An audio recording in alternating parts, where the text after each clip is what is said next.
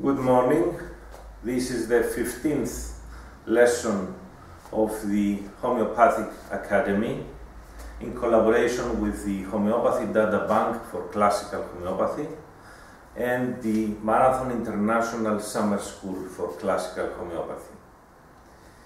This is a series of lessons, international lessons, about classical homeopathy and especially about classical miasmatic constitutional homeopathy. I am Dr. Othonos, I am the president of the Homeopathic Academy, and in this lesson,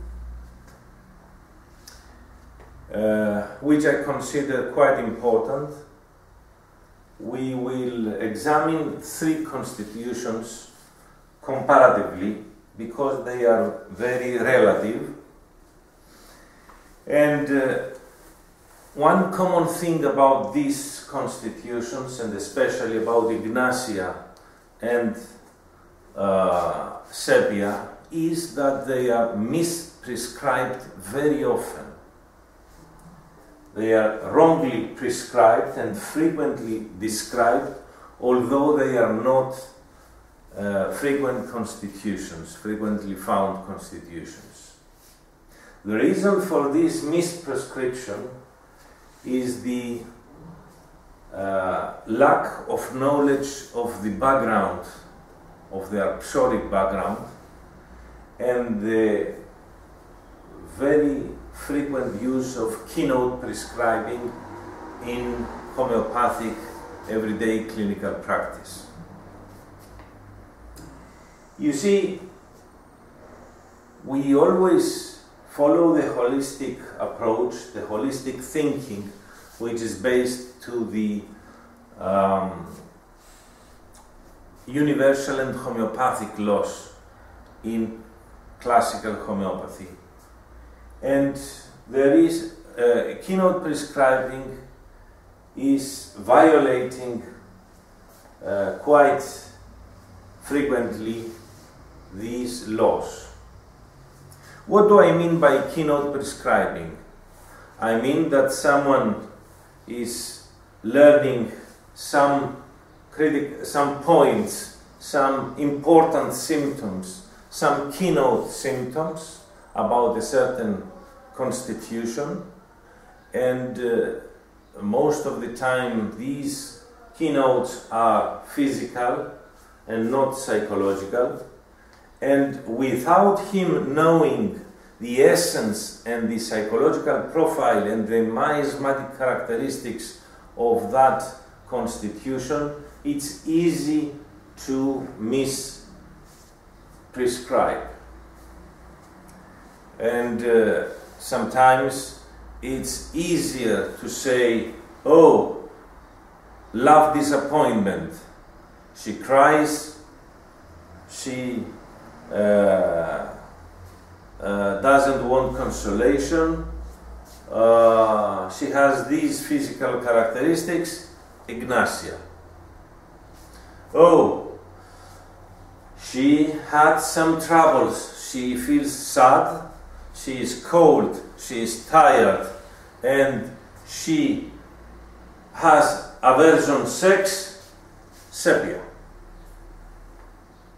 Oh, he has anxiety about and worries about his financial state. Who doesn't have nowadays in this economical crisis that Europe and the world is going through? Doesn't want company, he is sad, and he has anxiety about financial affairs, psorinum.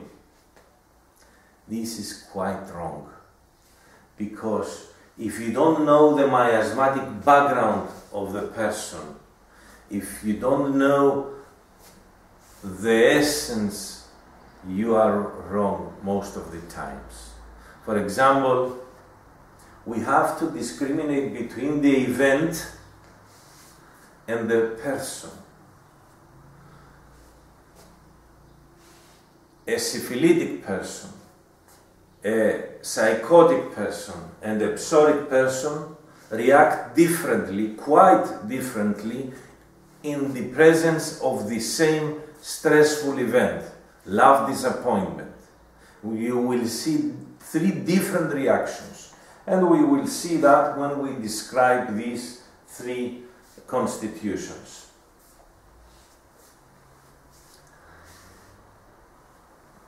Moreover, when you do keynote prescribing, if you are based on only some symptoms, if they are not correctly chosen and interpreted, then you have great possibilities that you will do wrong. But if you take the whole picture and the essence, then you are not going to do any wrong, because you are based on a greater and broader base. You are standing on more than 1 or 2 or 3 feet, on 20, on 30 feet, and on the essence. But when you do keynote prescribing, you are standing on 2, 3, 4, 5, 6, 7 feet. If these feet are not well grounded, are not correct, are not well interpreted, then you are easily going to fall. It is against the holistic approach to be based on 2, 3, 4, 5 feet foundations. You've got to have everything matching the whole picture. You've got to have full similarity. Moreover, if you base your prescription on not correctly balanced foundations, you may be wrong. If this is the full picture, let's say that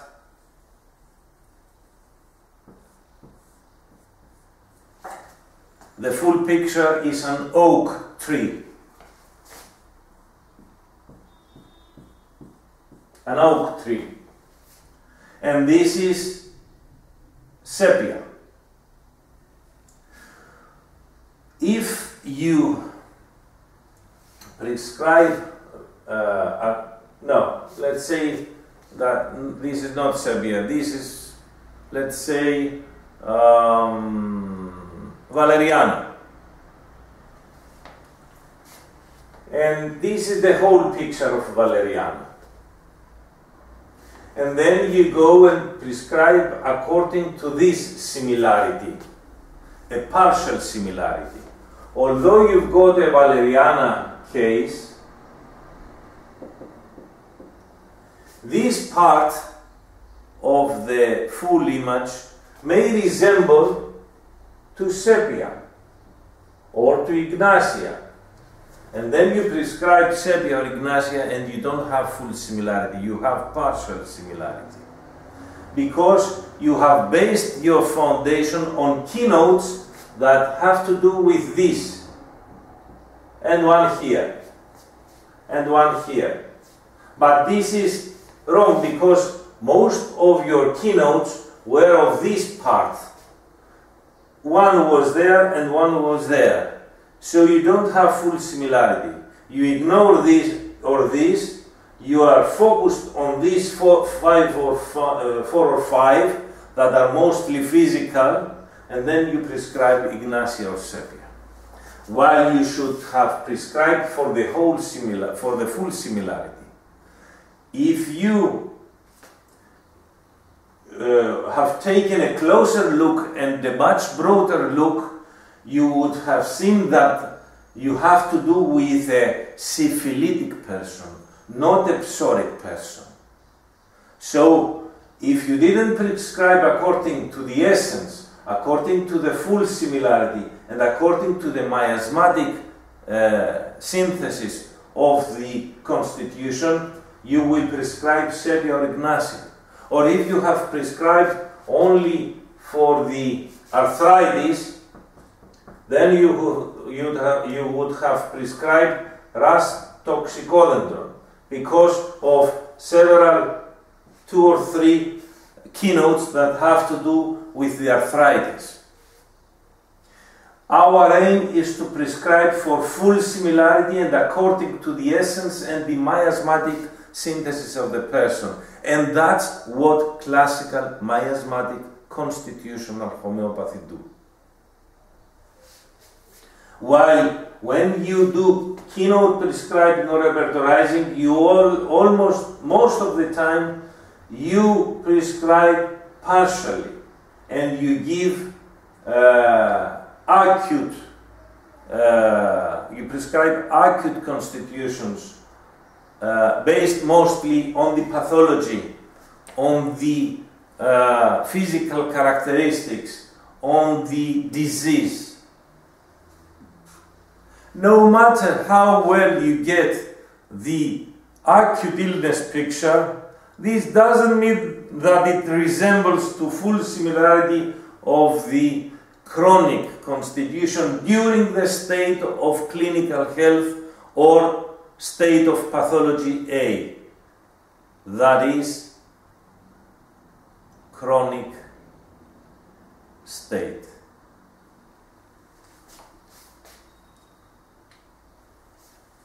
I say this because in keynote we say love, disappointment, cries,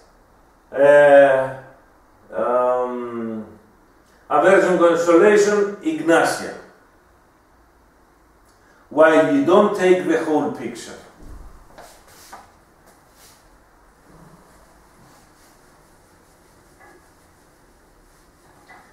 You see how important it is to have solid theoretical foundations. Solid theoretical foundations, knowing miasms, knowing constitutions, knowing the universal and homeopathic laws.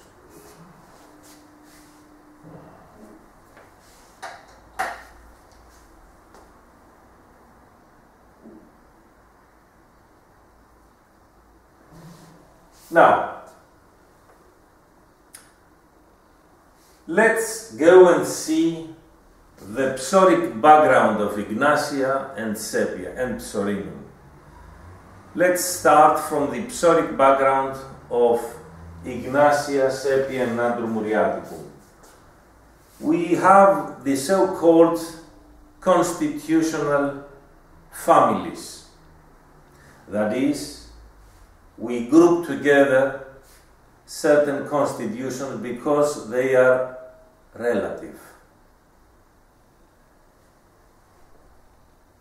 There are several criteria in order to group constitutions. Some colleagues have the criteria of the periodic table of elements. They say these are metals, so we will examine these constitutions according to their characteristics as metals. Some others group constitutions according to their physical properties mainly. Some other group according to the herbal families of the crude element, the plant.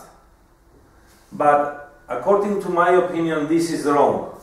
You have to group constitutions according to their miasmatic characteristics, their and their essence.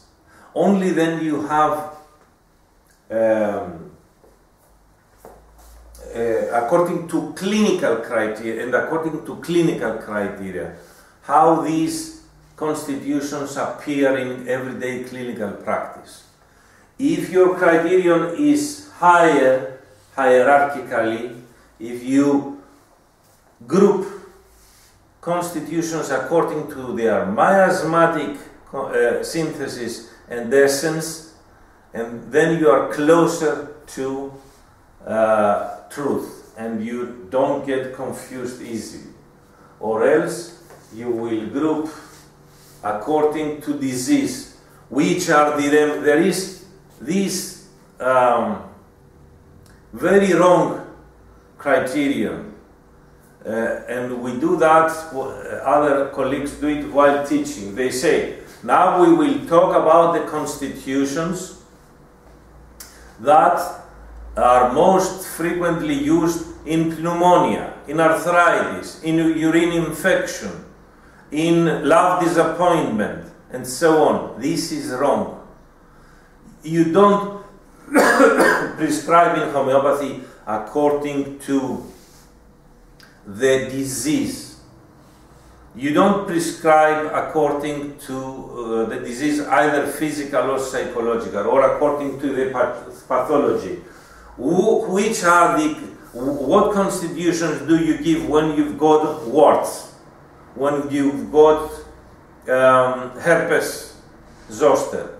It's wrong, completely wrong.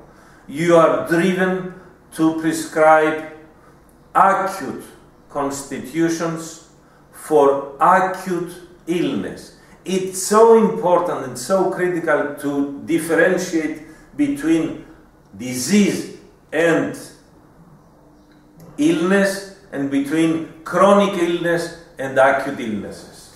Let me say it once again. I have talked about it when we have talked about the introduction to classical miasmatic constitutional homeopathy. Illness is one thing, disease is another. Illness is the homeopathic holistic approach. Disease is the allopathic approach and the materialistic approach.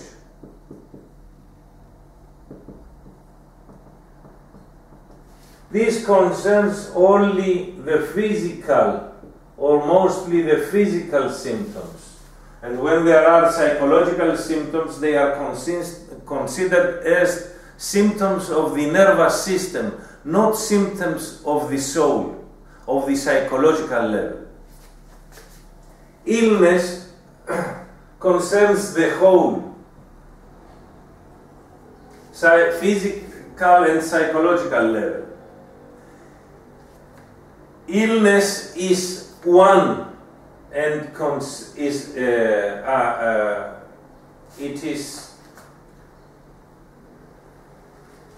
illness is one, and it concerns the individual. These diseases are many, and they have to do with the disease, with the pathology.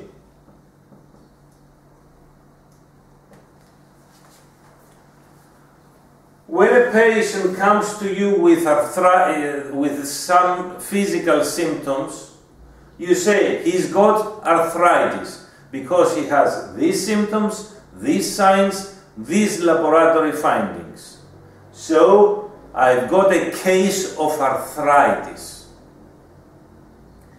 Or when he comes to a psychiatrist, a patient, the psychiatrist is focused on his sadness and says he's got these psychological symptoms and signs, and he suffers from the disease of sadness.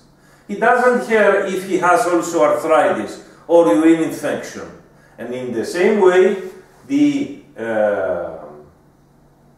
orthopedician he cares about the arthritis, not about his sadness, not about the whole.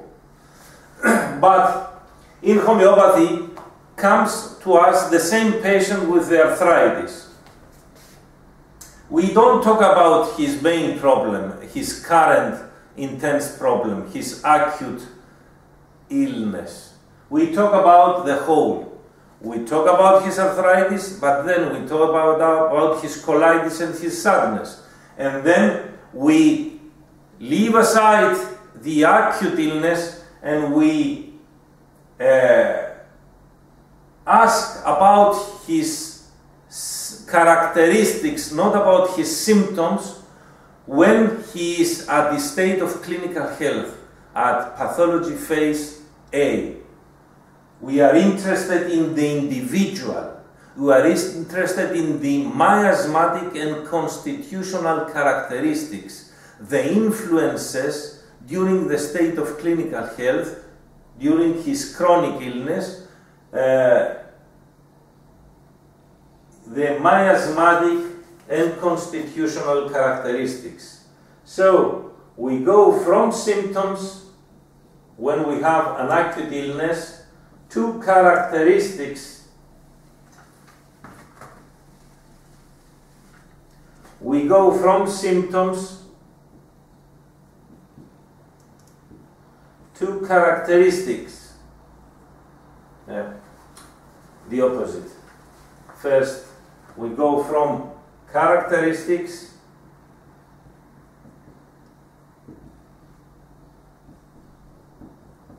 to symptoms.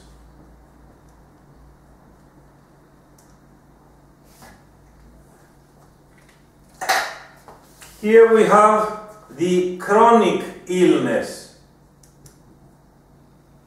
and here we have the acute illness. The acute illness is the exacerbation of the chronic illness, the temporary exacerbation. Here we have symptoms, here we've got characteristics. This is pathology phase. Pathology phase A, and these are pathology phases B, C, and D. It's very important to understand this. Here we are focused on partiality, especially on the physical plane, and only on the psychological plane, on symptoms. Here we've got symptoms. But when we have a person that is at the state of clinical health, he's got only characteristic, miasmatic and constitutional characteristics. Here we've got symptoms. So, in repertorizing, keynote prescribing, and in allopathy, we are focused mostly on symptoms of the disease or of symptoms of the acute illness. Maybe we will take one or two characteristics. While in miasmatic constitutional homeopathy, we are focused mostly on chronic illness, on the individual, on his miasmatic and constitutional characteristics, not symptoms. Symptom is when I have pain on my back pain. If I start in allopathy, we only care about pain. In keynote prescribing and repertorizing in homeopathy, we care also where does this pain go? From where it starts, where it goes. How does it change according to space, time, temperature, motion, and so on. But these are also symptoms.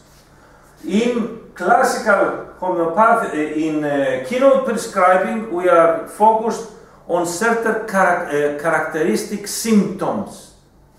But when we go to classical miasmatic constitutional homeopathy, we are mostly focused on miasmatic and constitutional characteristics.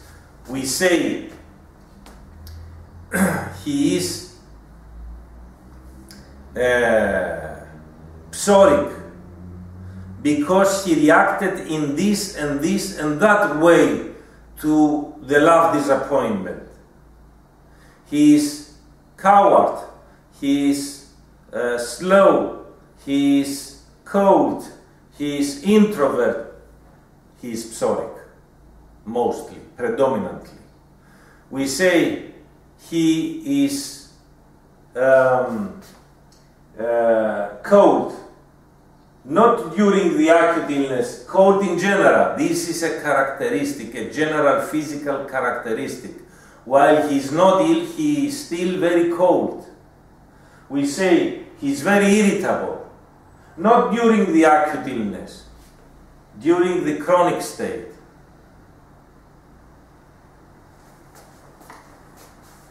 You will see that if you prescribe according to the disease and according to symptoms, you will often give Ignacia or sepia. But if you take in consideration the miasmatic synthesis and the general constitutional and miasmatic characteristics, you will prescribe for more chronic and frequent constitutions.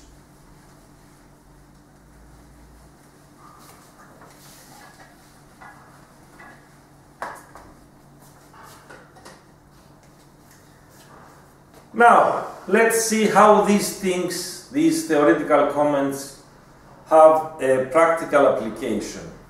We will start with the holistic approach and talk about the background, the psoric background, and the general background of a person who is going to be under the influence, is going to get under the influence of the Ignacia or sepia, or natrum muriaticum or psorinum constitution, under the stressful events that we should call love disappointment or family problems, and so on. First of all, we've got a psoric background.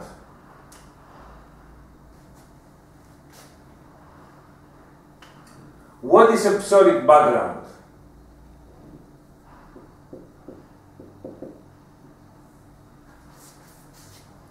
We've got persons that are usually cold,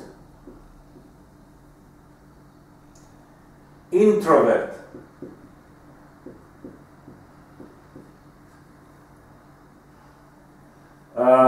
they suppress their irritability, their expression, and their emotions, minus expression.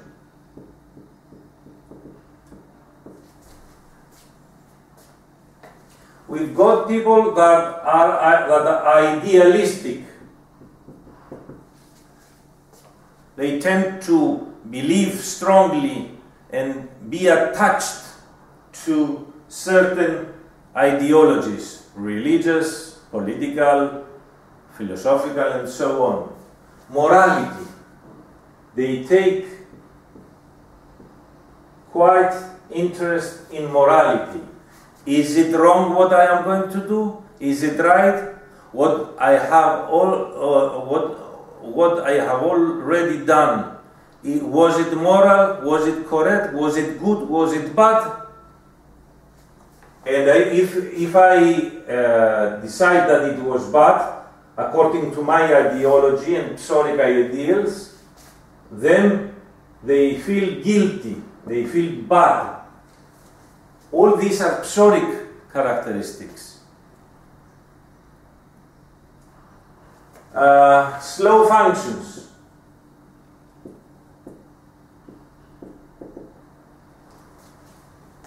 Hyperfunction.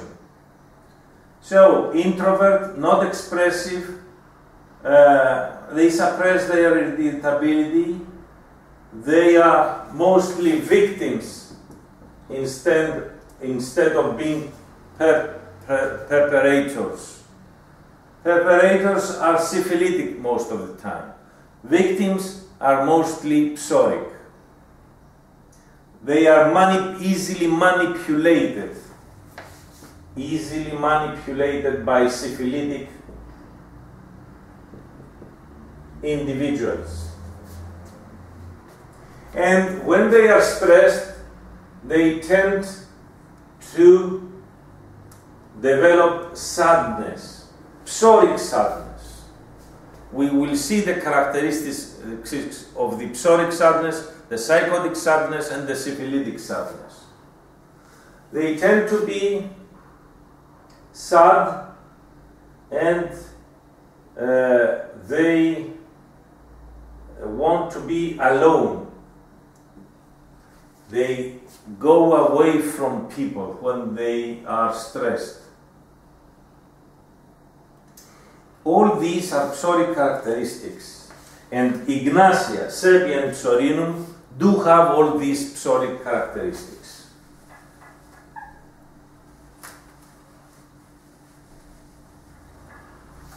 When I do these lessons, you shouldn't write down notes.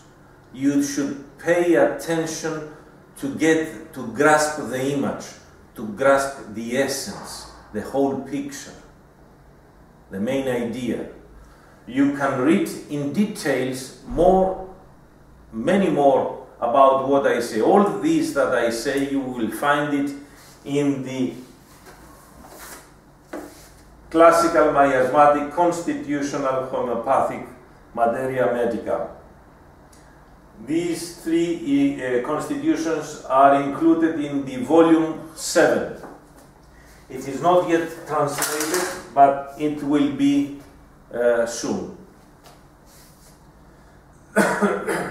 And all the theoretical things are also included in the translated books of mine, theoretical books.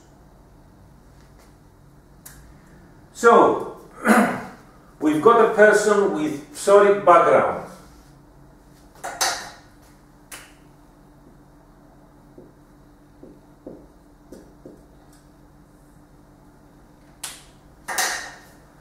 What is this psoric background? When we have talked about the constitution Natrum Muriaticum and the psoric miasm, we have talked about it in details, but I will say it in a few words. There is this girl. We have to do mostly with female here and mostly with male as concerning psorinum. Ignatia and Sepia are almost 100%. Sepia is 100% male constitution according to her nature, to its nature, and Ignatia is 99% female constitution. Psorinum is mostly male constitution, but it could also be female. You see, differences, natural differences of the sexes exist, and so we will have different constitutions influencing the male or the female. If you focus on the physical characteristics, you will give these constitutions in acute illnesses in both sexes. But when you prescribe chronically for chronic illness, you will find that this is true. When you take the full picture, you have the male and the female constitutions. Some constitutions are both male and female. Some are exclusively male or female. Some are mostly female and or mostly male. So we have an introvert, cold mostly, psoric, romantic, idealist, female, woman, child, teenager or woman. And then she lives with her family. In past eras, past psoric eras, Ignatia and Sepia were more frequent. In our syphilitic era, they are more rare because we have a syphilitic era, syphilitic conditions. So, most of the times, these person, the Natrum muriaticum, the Ignatia or the Sepia, are most of the times we've got a foundation, a psoric foundation of Natrum muriaticum.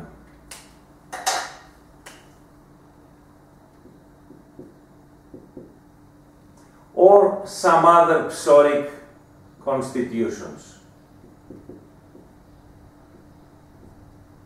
Most of the times we've got a Natrum muriaticum foundation to this female.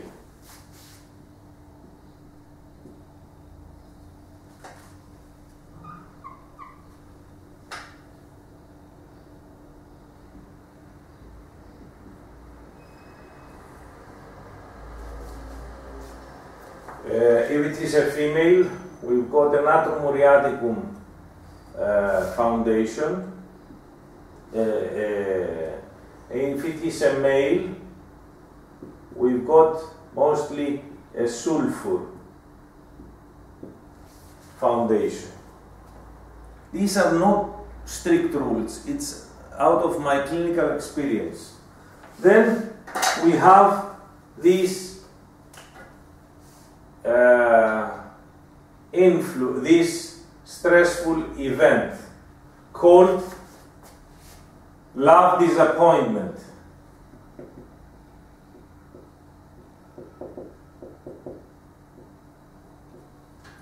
It may be something that has to do with the affair, husband,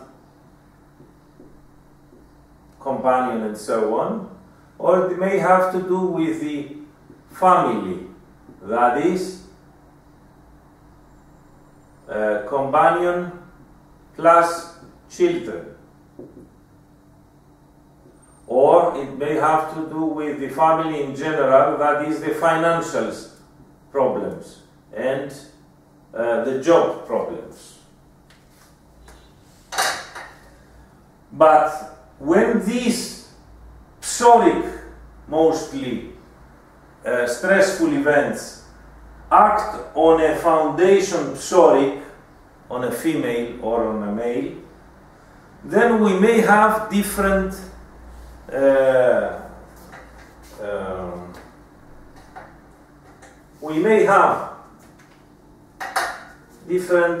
outcomes.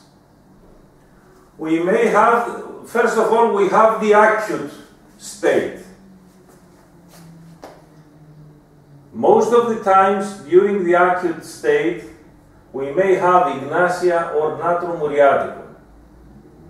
Then, as we go on to the chronic state, we may have Natrum muriaticum or Sepia or Psorinum.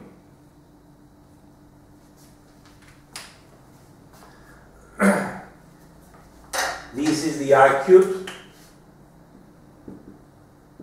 and this is the chronic.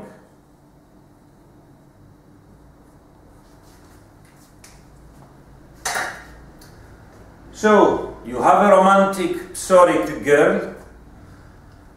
She is very conservative and close to her house and family.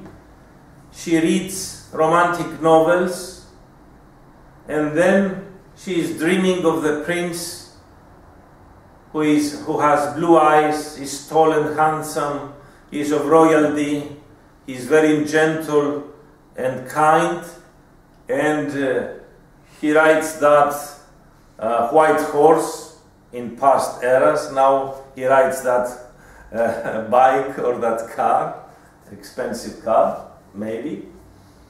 And he comes to rescue the princess, the romantic female, rescue her from her misery and her family, to love her, to give her the romantic atmosphere, to give her the romance. If it's a psoric companion, a psoric man, and they are they love each other, and this is true, and something sincere, then no pathology, no problem, no constitutional effects and outcomes. They live happily ever after. Unfortunately, this is a rare thing. So, most of the times, there comes this syphilitic person or this psychotic Medorinum heartbreaker, womanizer, and he says, oh, what a nice kid, what a chick, what a beautiful, shy woman, girl. I want it. I want to get laid with it. I want to use it, to take all the juices from it and then dump it. Because I can't live with this person which is so stupid, so dumb. But she's beautiful. I will conquer her. I will take her to bed and then throw it away. I will manipulate her.